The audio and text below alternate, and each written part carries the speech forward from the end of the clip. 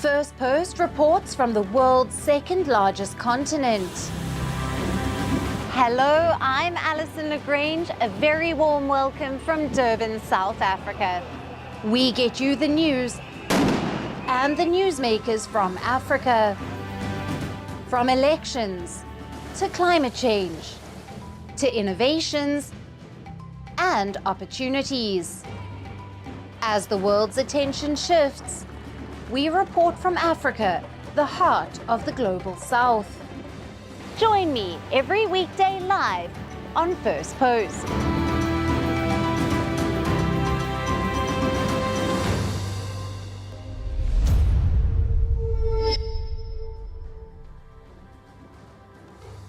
Hello and welcome to Firstpost Africa, where we get you the top stories from the continent and from across the world. I'm Alison LaGrange, coming to you live from Durban, South Africa. First, let's take a look at the headlines. US President Donald Trump says Ukrainian leader Volodymyr Zelensky is ready for talks with Russia and the finalization of a minerals deal with Washington, days after the White House clash and US military aid cuts. Israel's new army chief says his country's mission to defeat Hamas is not accomplished during his inauguration. This amid a deadlock in negotiations on the next steps for a ceasefire in Gaza. South Sudanese forces arrest a senior military official and deploy troops around Vice President's residence, risking a 2018 peace deal that ended a civil war between the country's president and the vice president. Tech giants Meta and TikTok slam Australia's plan to exempt YouTube from a teen social media ban as illogical and a mockery. The landmark law will bar under 16s from social media by the end of this year in Australia.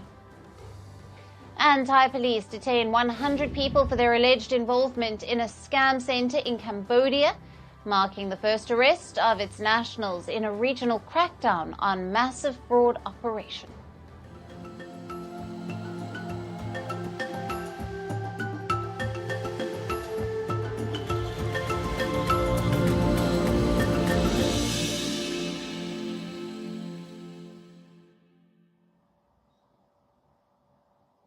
Hello and welcome. We start with Rwanda, which is locked in a diplomatic tension with the United Kingdom after its aid cuts over the DRC conflict.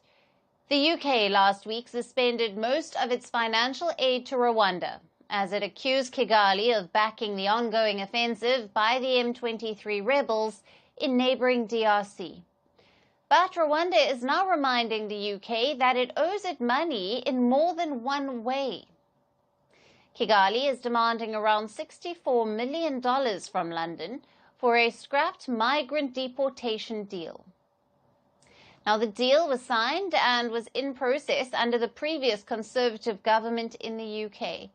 London's plan was to deport asylum seekers in Britain to Rwanda. It paid over $300 million to Kigali for this. However, before the plan could be launched, Labour Prime Minister Keir Starmer declared it dead as he took charge last year.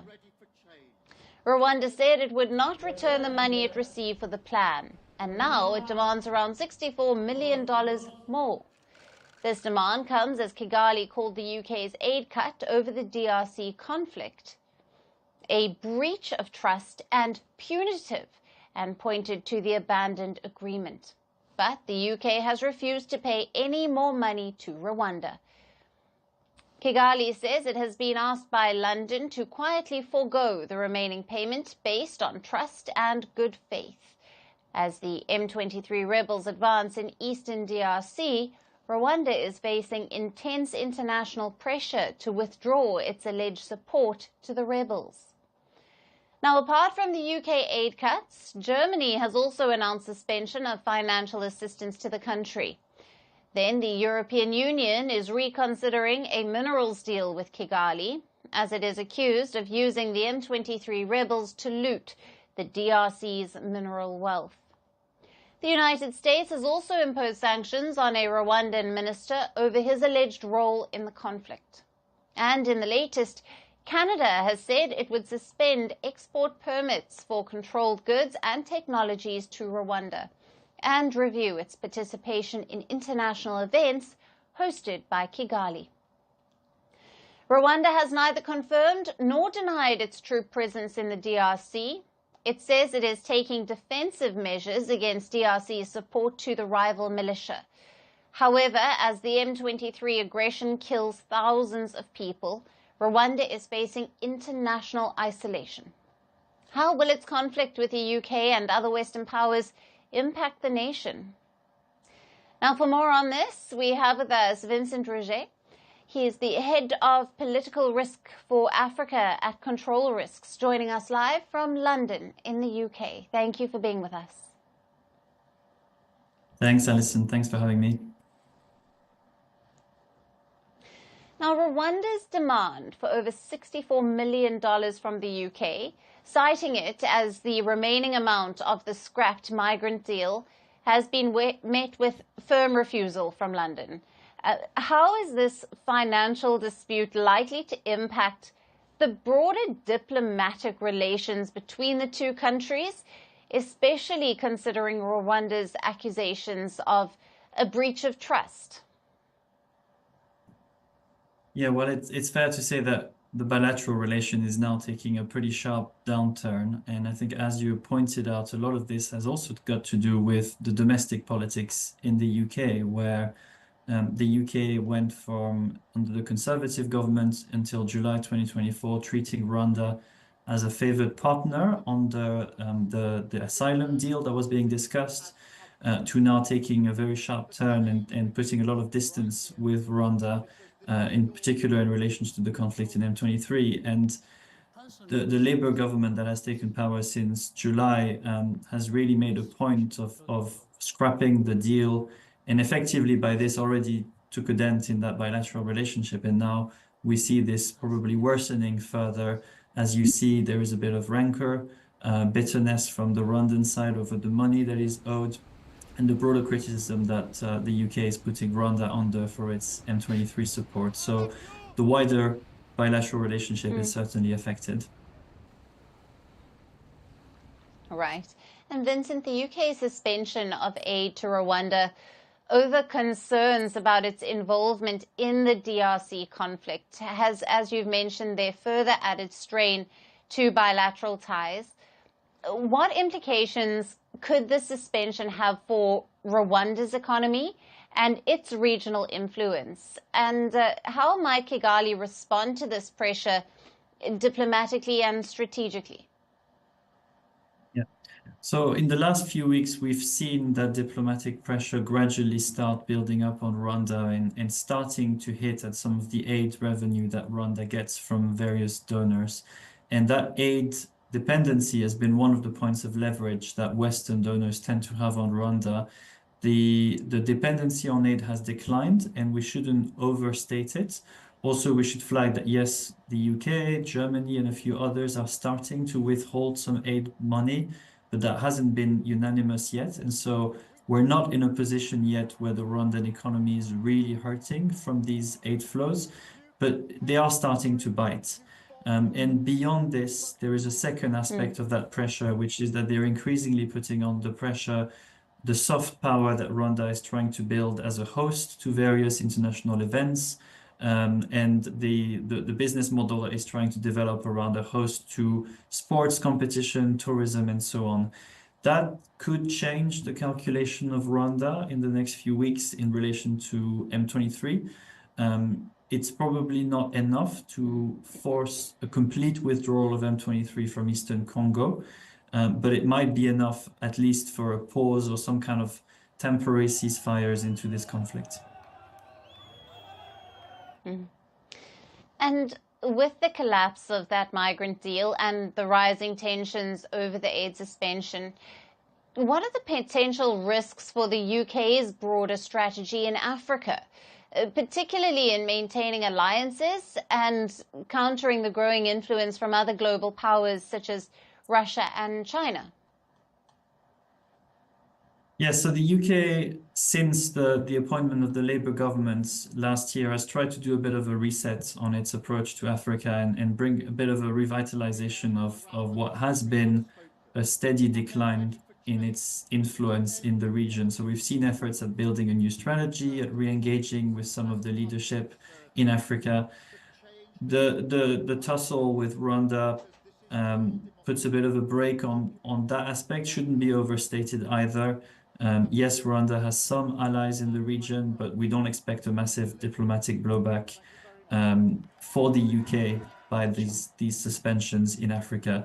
I think probably a bigger question is the recent announcement of the UK cutting down some of its foreign aid assistance to redirect that to defense spending.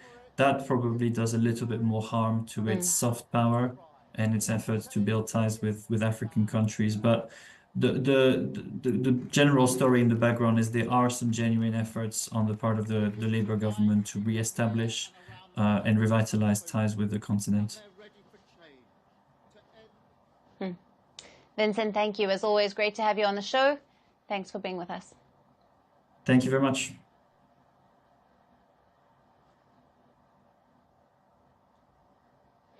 Moving on now, US President Donald Trump is once again making headlines for his disregard for African nations. This time, it is for his outright dismissal of the existence of Lesotho, a small but sovereign country in southern Africa. During an address to the US Congress, President Trump mocked Lesotho, which is surrounded by South Africa, as a country, quote unquote, nobody has ever heard of. Trump, who has made derogatory remarks against African nations in the past, highlighted the landlocked African country in southern Africa as he listed what he claimed were wasteful U.S. aid projects. $1 million to promote LGBTQI+ in the African nation of Lesotho, which nobody has ever heard of. $60 million for indigenous peoples and Afro-Colombian empowerment in Central America. $60 million. $8 million for making mice transgender. This is real. His remarks immediately sparked a social media debate, with many users questioning where Lesotho was located. Others expressed shock at President Trump's distasteful comments, which drew laughter from US lawmakers. But while many took offense, some seized the opportunity to create memes mocking Trump's lack of geographical awareness. One user even suggested that Lesotho be renamed as Trumputu. Meanwhile, others defended Trump, questioning how US aid was being used in the country. Quashing President Trump's claims, the main LGBTQ organization in the country, known as the People's Matrix, said on Wednesday it had not received $8 million in U.S. funding, adding it did not know who received or was going to receive that money. Now, Lesotho is a landlocked country surrounded by South Africa, with a population of about 2.3 million people. The country gained independence from Britain in 1966 and functions as a constitutional monarchy. Despite its natural beauty and unique mountainous landscape, Lesotho faces severe public health challenges, including one of the highest HIV/AIDS rates in the world. The United States has been a key partner in fighting the epidemic, providing crucial medication and social support, including targeted programs for sexual minorities who often face stigma and discrimination. Since 2006, the United States has reportedly committed more than $630 million to an anti-HIV/AIDS effort in Lesotho. And just last year, the U.S. also signed a $300 million deal to promote health and crop production in Lesotho. Now, beyond healthcare, the U.S. has also tried to promote trade facilitation, renewable energy development, good governance, and disaster risk reduction in the southern African country. However, since Trump's return to the White House in January, foreign aid to countries like Lesotho has come under immense scrutiny. Trump has ordered a 90-day freeze on foreign aid, a move that has already led to thousands of US-funded health workers losing their jobs across Africa and clinics being forced to close their doors. In Lesotho alone, over 1,500 health workers, about 7% of the country's entire health staff, have already been dismissed. Faced with a growing health crisis, Lesotho's health ministry has called on final-year medical students and recent graduates to volunteer at local health centres, hoping to fill the gap left by the layoffs. So as the debate over US foreign aid continues, Lesotho finds itself unexpectedly in the spotlight. But beyond the political controversy, thousands of lives hang in the balance as funding cuts take effect. Will this be a temporary pause or a permanent shift in US policy?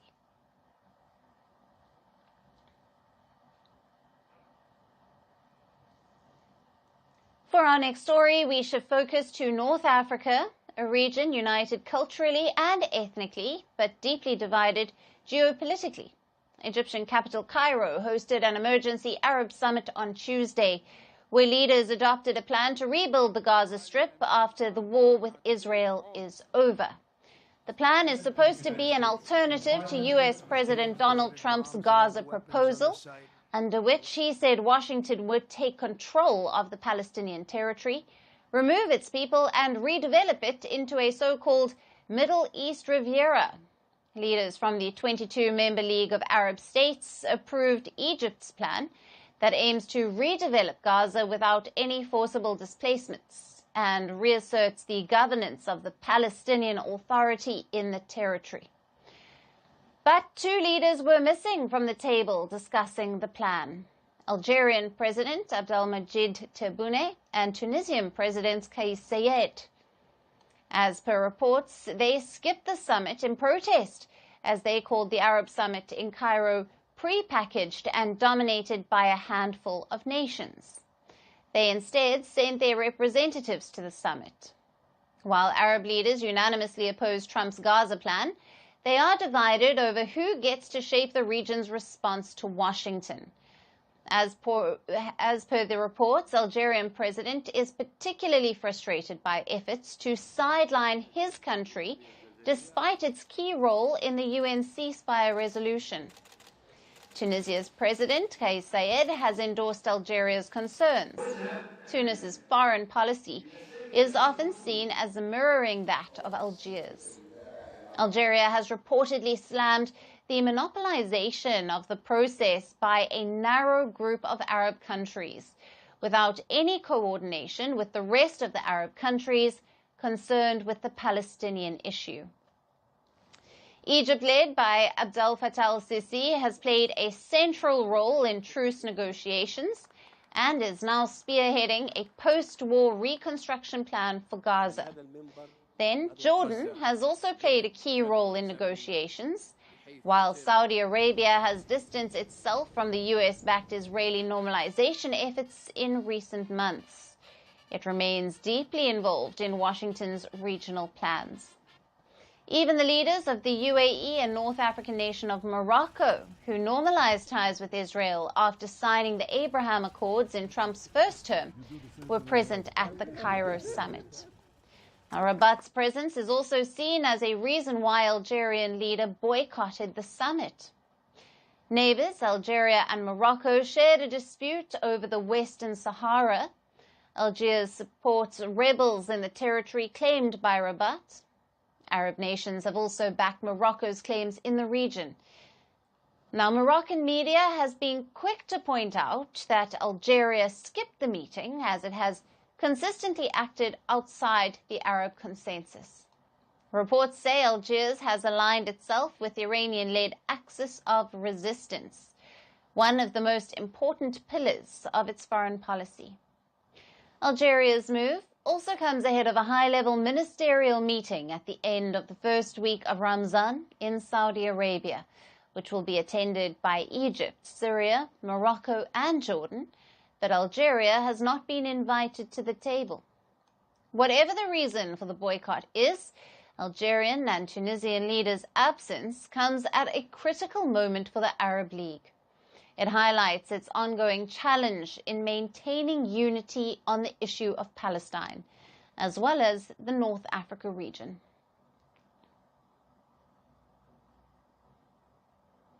And for our last story, let's move to the Horn of Africa, where a Somali diplomat has been charged in Ireland for allegedly facilitating human smuggling.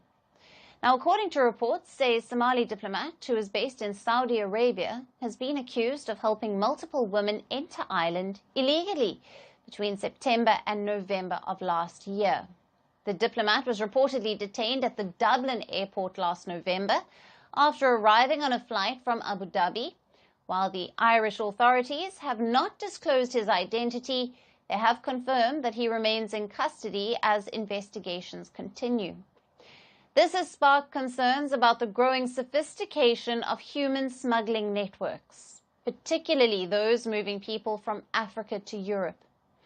It has also led to greater scrutiny over how smugglers may be exploiting official channels, such as government documents and diplomatic privileges, to move people across borders.